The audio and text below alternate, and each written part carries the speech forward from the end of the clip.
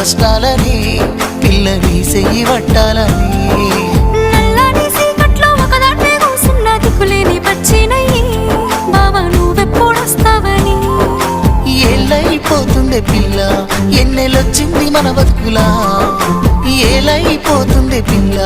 ఏలు వట్టంగా వస్తున్నాయా ఇన్నాళ్ళ ఎడబాటు ఎడవాసిపోతుందిలే ఈ సీనయ్య గుండున్నదే సినదారా నీ కోసము ఈ దూరాన్ని చెరుపుతూ తీరాల కగిలింది అందాల ఈ మానవు